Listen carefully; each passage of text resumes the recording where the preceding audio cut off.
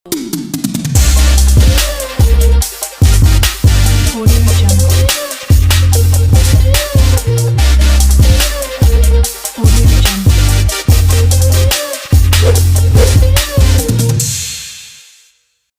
Japan में एक ऐसा जजीरा है जहां इस हद तक सांप पाए जाते हैं कि वहां पर इंसानी जिंदगी इंतहाई खतरे से दो चार है। ये सांप जहरीले होने के साथ साथ इस कदर खतरनाक हैं कि वहां के रिहायशी बहुत बुरी तरह खौफ में मुब्तला थे। इनके काटने की वजह से कई लोग मौत के मुंह में जा रहे थे और हुकूमत इसके खिलाफ ठोस इक़दामात करने से कासिर थी। इस परेशानी को मद्देनजर रखते हुए जापान की हुकूमत ने एक ऐसा अजीबोगरीब फैसला किया जिसने न सिर्फ इस जजीरे बल्कि पूरे मुल्क को हैरानी में डाल दिया।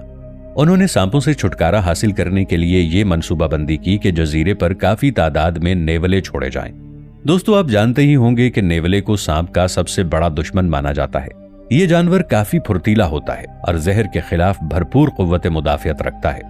दोस्तों, जापान की हुकूमत ने ये फैसला तो कर लिया था जो देखने में काफी तसल्ली बख्श था, मगर वो इसके संगीन नताइज से बेखबर थे। ये एक ऐसा फैसला था जो अल्लाह ताला के बनाए हुए इकोसिस्टम के खिलाफ था और जापान को अल्लाह के बनाए हुए इस इकोसिस्टम में मुदाखलत करने पर कैसे संगीन नताइज का सामना करना पड़ा। दोस्तों, ये वीडियो इंतहाई मालूमाती और हैरत अंगेज है, इसलिए वीडियो को आखिर तक जरूर देखिएगा। दोस्तों, जापान के कुछ देहाती इलाके एक बहुत बड़े खतरे का शिकार थे। जापान में 1970 की दहाई में अमामी ओशिमा जजीरे पर रहने वाले लोगों का सामना ओकिनावा हाबू नामी एक खतरनाक सांप से था। ये सांप इस कदर खौफनाक और जहरीला था कि ये इस जजीरे के किसी भी इंसान या जानवर को काट लेता या डस लेता तो उसकी चंद सेकंड्स में ही मौत वाक़े हो जाती।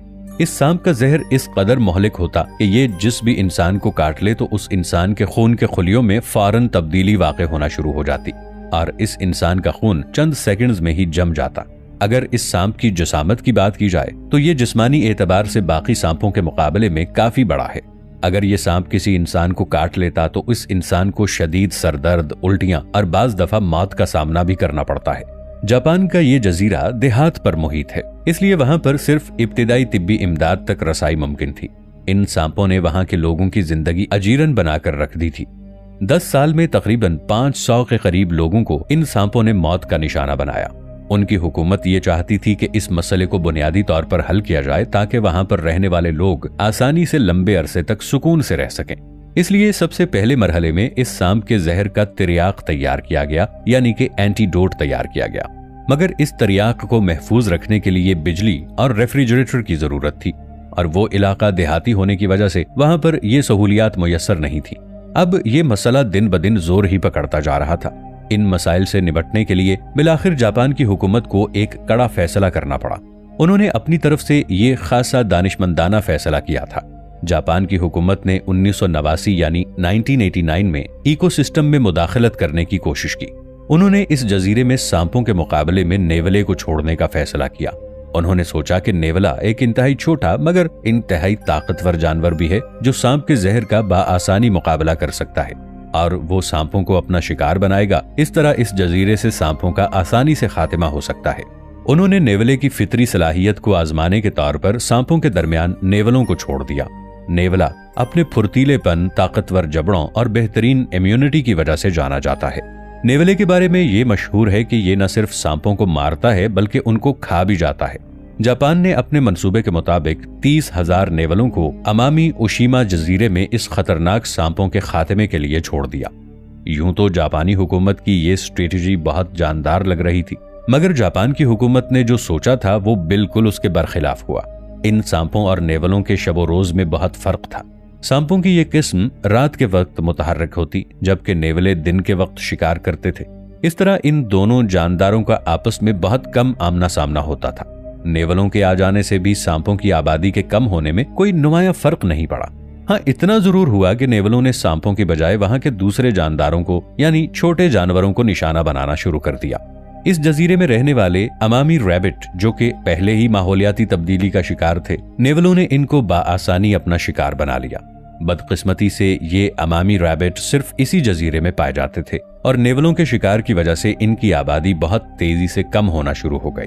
दोस्तों, आपकी मालूमात में इजाफे के लिए ये बात बताता चलूं कि ये नेवलों में अमले तौलीद बहुत तेजी से होता है और इसीलिए इस जजीरे में मौजूद नेवलों की आबादी कुछ ही साल में लाखों की तादाद तक पहुंच गई और अब इस जजीरे में सांपों के साथ साथ नेवले भी पूरे जजीरे में राज करने लगे। इस जजीरे का माहौलियाती निजाम पहले ही बहुत नाजुक मराहिल से गुजर रहा था। अब वो मजीद तबाही के दहाने पर पहुंच गया और कुछ ही अरसे बाद जापान की हुकूमत को ये एहसास हो गया कि उन्होंने इस जजीरे पर नेवलों को छोड़ने की जो हिकमत अमली अपनाई थी वो सरासर गलत थी।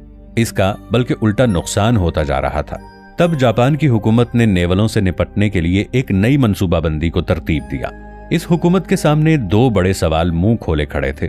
एक तो ये कि इस जजीरे के माहौलियाती निजाम को बेहतर किस तरह बनाया जाए और दूसरा नेवलों की बढ़ती हुई तादाद को किस तरह खत्म किया जाए।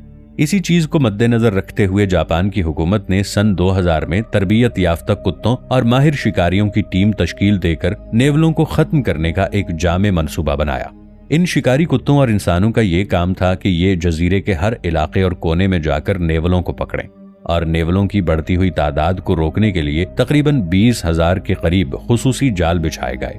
जापानी हुकूमत की ये हिकमत अमली काफी हद तक कामयाब रही और वहां की अथॉरिटी ने तकरीबन पिछले 25 साल में 32,000 के आसपास नेवले पकड़े और इनका जड़ से खात्मा कर दिया। मगर दोस्तों, इस जजीरे में बसने वाले लोगों का पुराना मसला यानी सांपों की भरमार जूं का तूं ही रहा। अब इस मसले के हल के लिए जापानी साइंसदान मैदान में उतरे और फिर उन्होंने अपनी कोशिशों का आगाज किया। उन्होंने इस जहरीले सांप के जहर के खिलाफ एक जदीद और काबिल हुसूल तरियाक यानी एंटीडोट बनाने के मुतालिक तहकीकात का काम शुरू कर दिया। जापान की मुख्तलिफ यूनिवर्सिटियों और तहकीकी इदारों ने जहर के जीनियाती नक्शे को समझने के लिए यकजा होकर काम करना शुरू कर दिया।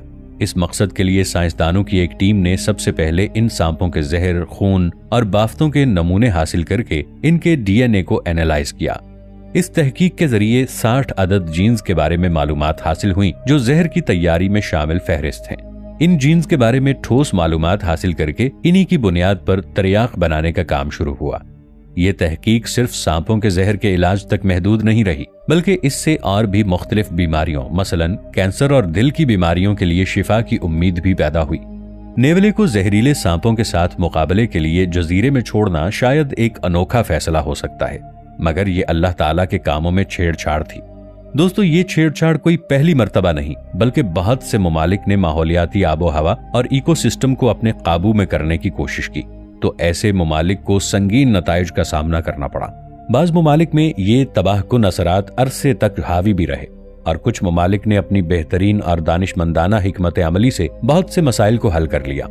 इसी तरह चीन का एक बहुत बड़ा हिस्सा जब सहरा में तब्दील होता जा रहा था, उन्होंने सहरा में जंगलात उगाने की कोशिश भी की, मगर उन्हें खातिर खा कामयाबी हासिल ना हो सकी। चाइना ने इस जगह पर एग्रीकल्चर के फरोग के लिए बहुत कोशिश की। इसका ये फायदा हुआ कि सहरा के आसपास रहने वाले लोगों को रोजगार मिलना शुरू हो गया। रिसर्चर्स ने इस रेगिस्तान में ऐसे पौधों को लगाना शुरू किया जो कम पानी में भी परवान चढ़ सकें।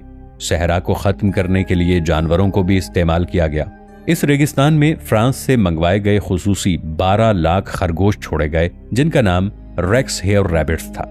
फ्रांस से लाए गए ये खरगोश चीन के लिए काफी फायदेमंद साबित हुए, क्योंकि ये खरगोश जमीन की खुदाई करके जमीन के अंदर घर बनाकर रहते थे। जब वहां के खरगोशों ने सहरा में लगा घास खाया तो पाखाने के जरिए खुदाई वाली जमीन पर उनके बीज फैल गए, तो हर तरफ हरियाली सहरा में फैलने लगी। चीन का वो सहरा जो बंजर हुआ करता था, अब वहां पर 85% हरियाली आ चुकी थी। तो अच्छी लगी होगी। अगर आपको हमारी वीडियो अच्छी लगी है तो वीडियो को लाइक करें और मज़ीद इस तरह की वीडियोस देखने के लिए हमारा चैनल सब्सक्राइब कर लें। मिलते हैं नेक्स्ट वीडियो में। इजाज़त दीजिए। अल्लाह हाफिज़।